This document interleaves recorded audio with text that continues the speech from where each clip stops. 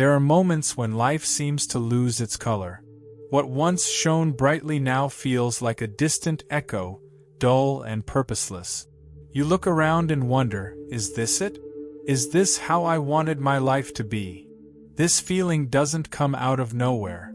It grows in silence, fueled by years of automatic choices, by expectations that have been piled onto your shoulders. And then, one day, you wake up and realize you're living a script that wasn't even written by you. But then comes the big question: what now? Do you keep moving forward as if nothing is wrong, or do you face this restlessness head-on? Carl Jung once said that life begins at 40, not because everything magically gets better, but because, at that point, many people realize they've spent too much time being who others expected them to be. But this awakening doesn't have a specific age. It can happen at 20, at 50, or never, and that's exactly what separates those who truly live from those who merely survive. The call to self-discovery isn't a glamorous moment filled with certainty. It's a growing discomfort, a whisper that asks, "Do you really know yourself?" And ignoring that voice might be the biggest mistake of your life. Do you want to live an existence dictated by what others expect of you, or do you want to discover who you truly are?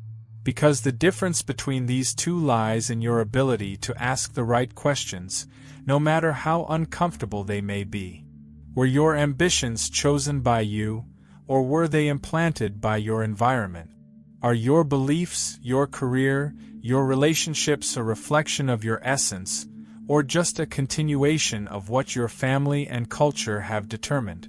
This questioning is unsettling, but at the same time, it's liberating, and let's be honest, ignoring it doesn't make it go away. The problem is that most people spend their lives running from this discomfort. They distract themselves with social media, overwork, mindless consumption, anything to avoid looking inward, because looking inward is uncomfortable. It means acknowledging mistakes, admitting that you may have spent years following the wrong path. From a young age, we learn to wear masks. At first, it's subtle. A forced smile to avoid seeming moody, an opinion swallowed to avoid conflict. But over time, that mask grows and turns into a heavy armor. Jung called this the persona, the face we show the world to be accepted. And the truth is, no one escapes it. You have yours, I have mine. But do you still control that mask, or has it become an invisible prison? The persona exists, and that's inevitable. The problem arises when it stops being a role and starts defining your entire identity. If, since childhood, you were taught not to question, to fit in, to please, how could you possibly know what you truly want? The influence of family, culture, and environment is incredibly powerful. And if you've never stopped to think about it, there's a good chance you're living a life you didn't even choose. That's why so many people, after years of meeting expectations, feel an inexplicable emptiness. Deep down, they realize their true identity has been suffocated by this social mask. Have you ever seen those successful professionals who, out of nowhere, drop everything and go live in the middle of nowhere? Or that person who, after a lifetime of being nice, suddenly starts saying no without guilt? It's not madness. It's just a symptom of someone who has finally realized they no longer need to play a role. And the most curious thing is that often, we don't even realize we're trapped in the persona. After all, it protects us. It gives us a sense of belonging. But, little by little, it also exacts a high price. It suffocates our desires, prevents us from expressing genuine feelings, and forces us to act in ways that don't always align with who we truly are. Have you ever caught yourself pretending to be interested in a conversation just to be polite? Laughing at a joke you didn't find funny? That might seem harmless in the moment, but when it becomes a habit, you stop being yourself. And what happens when that mask starts to crack? When the crises and questions become too frequent to ignore? Well, that's when the discomfort sets in, forcing you to look inward and see the cracks in your own identity. Small discomforts turn into big frustrations, and what once seemed bearable now feels unbearably heavy. You look at your life and sense that something is out of place. On paper, everything should be fine: work, family, routine. But inside, there's a void that's hard to explain. It's as if the version of yourself you created for the world no longer fits, like a piece of clothing that's become too tight. What was once a vague feeling turns into a constant unease. Achievements lose their shine, relationships feel superficial, and a troubling question arises. Who am I beyond the role I've been playing? Often, this crisis happens as we age, when life has already been shaped around commitments, responsibilities, and the expectations of others. But the thing is, this discomfort doesn't mean failure. It's a sign that the persona you've built can no longer contain your true self. Some people feel this shift intensely. A marriage that seems stable falls apart, a dream career becomes unbearable, old friendships stop making sense.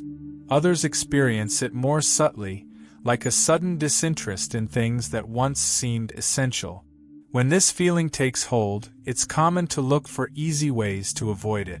But ignoring the discomfort doesn't make it disappear. It just builds up, making it even harder to face in the future.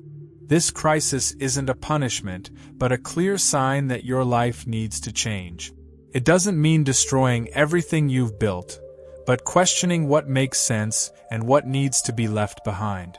Many people go their entire lives without answering this call, stuck in an existence that no longer represents them. But those who accept this restlessness as part of the process end up finding something far more valuable, a path to their true selves. And in this search, an inevitable encounter happens, the confrontation with everything that's been left in the shadows. Not everything we are is beautiful, acceptable, or easy to face. There's a hidden part within each of us, made up of repressed desires, unresolved fears, and emotions we've learned to hide. Jung called this the shadow, and it's always present, even when we try to ignore it. From childhood, we're taught that feeling anger is ugly, that envy is wrong, that men don't cry. So, we learn to repress. But what's pushed into the dark doesn't disappear. It just finds other ways to manifest. This shadow seeps into our actions without us realizing it. Have you ever gotten irrationally angry at someone for a silly reason, without fully understanding why? Have you felt an automatic dislike for someone who, in reality, has traits you're trying to hide in yourself? These are clear signs of the shadow at work. Often, we criticize in others what we can't accept in ourselves. And the more we ignore this hidden part, the more it acts in the shadows, sabotaging our relationships, our choices, and even our peace of mind. When we ignore the shadow, it finds unexpected ways to manifest, often in destructive ways.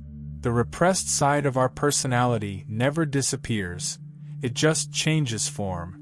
That's why integrating it isn't just an exercise in self-awareness, but a necessity for anyone who wants to live authentically and in balance. Facing your own shadow isn't comfortable. It requires courage to acknowledge flaws, admit imperfections, and accept that we won't always be the best version of ourselves. But paradoxically, it's precisely by doing this that we become more whole. When you look inward and allow yourself to feel, without filters or judgment, something powerful happens. What once seemed like an enemy transforms into an ally. Your anger can become strength, your insecurity can turn into humility, and your fear can serve as a reminder to act with caution. And when this integration begins, a new path emerges, one that leads to true inner transformation, the process of individuation. It's at this moment that the need for change becomes clear. It's not enough to simply recognize internal conflicts or become aware of the masks we wear. You have to take it a step further. Jung called this process individuation, which is nothing more than integrating all parts of yourself, the good and the bad, the conscious and the hidden. Many people spend their lives trying to avoid this reconciliation, but the longer you delay it, the more the feeling of emptiness grows. To integrate means to accept that you are not just what you show the world, but also everything you hide. It means recognizing your weaknesses without feeling diminished by them, and valuing your qualities without needing external approval. A practical example? If you've always been seen as a rational person, you might struggle to trust your intuition. If you've learned to be strong all the time, it might feel almost impossible to admit when you need help. The challenge is to balance these sides, without letting one cancel out the other. Many people believe that living on autopilot is easier because avoiding questions saves energy. But this choice comes at a high cost. One day, you might wake up and realize you've built a life that doesn't represent you. The process of individuation requires reflection, change, and, most importantly, action. Small daily decisions make all the difference. Choosing what resonates with who you truly are, rather than following imposed standards, completely transforms the way you live. This doesn't mean that overnight, you'll become a completely different person. On the contrary, it's a continuous process, where every experience adds something new.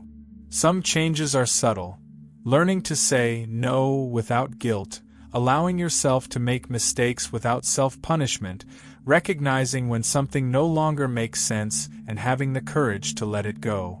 Other transformations are deeper and require difficult decisions. But in both cases, the result is the same: a life that finally aligns with who you truly are. Living to please others might seem like a safe path, but it's one of the biggest obstacles for those who want a meaningful life.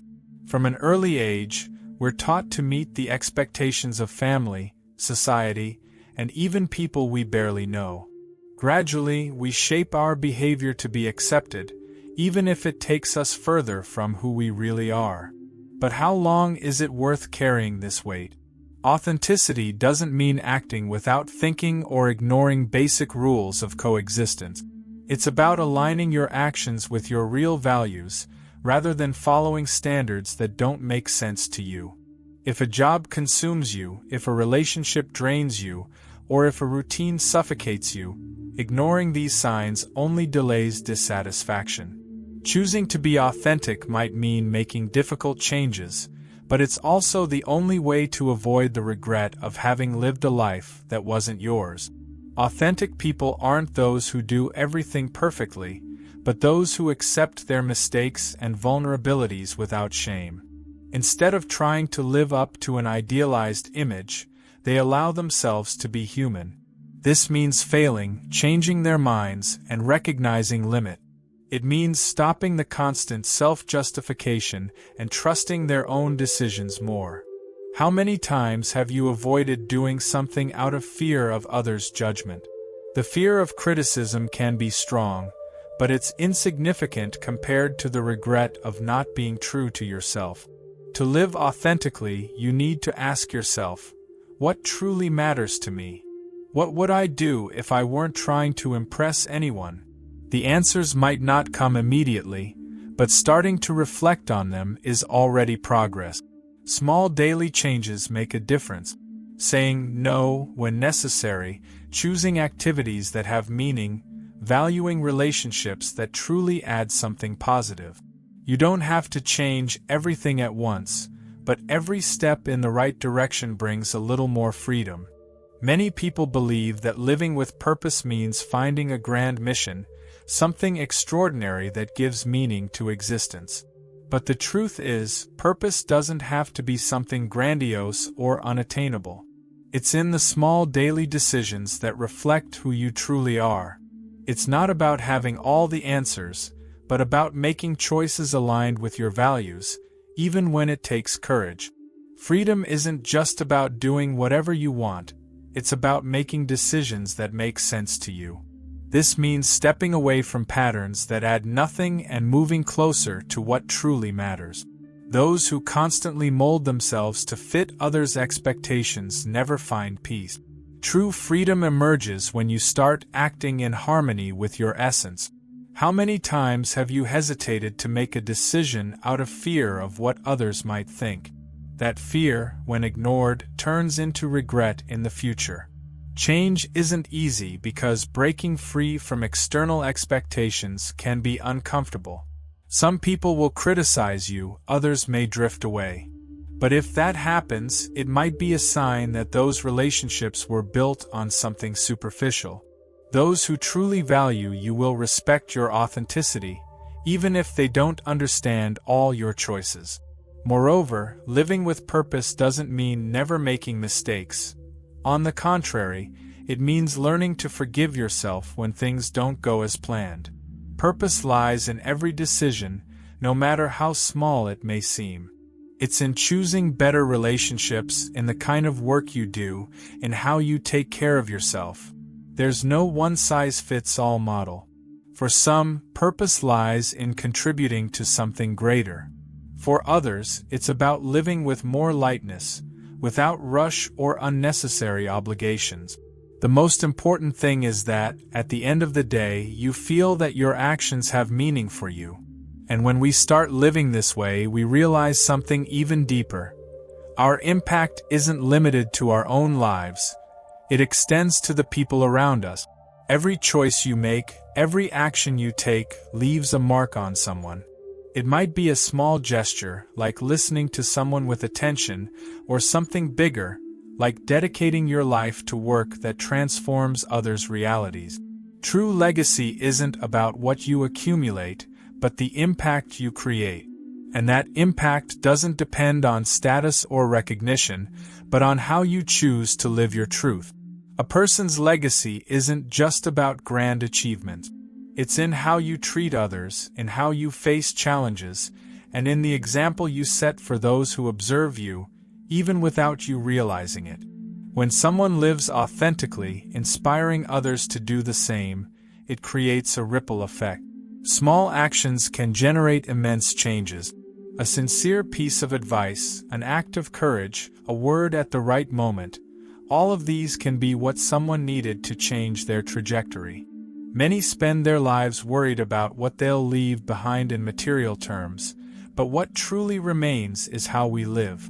Have you ever stopped to think about what you'd like people to say about you when you're no longer here? What really matters in the end? If the answer isn't based on external achievements but on how you made a difference, then you might already be on the right path. Creating a personal legacy doesn't require perfection or public recognition. It simply requires living in alignment with what you believe. This means making decisions that reflect your principles, not just when it's easy, but also when it demands effort. It means not giving up who you are to fit into a mold that doesn't represent you. And above all, it means leaving a trail of authenticity, something that inspires others to do the same.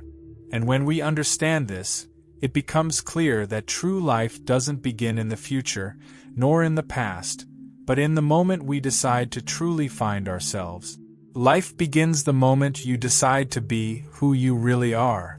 Not when you achieve a goal, accomplish something, or gain approval, but when you stop living on autopilot and take control of your own choices. This process isn't immediate, but every step in the right direction strengthens your freedom. Now, the question is, what will you do with this knowledge? Will you keep hiding behind the routine, or will you finally take the reins of your life? Change begins with small daily decisions. What will your first one be? If this content made you reflect, subscribe to the channel and turn on notifications. Here, you'll always find insights that can transform the way you see life. Check out the first pinned comment for the books I recommend, and especially my ebook, which I developed with great care for you. It might help and lead you to something much greater. Thank you for making it this far.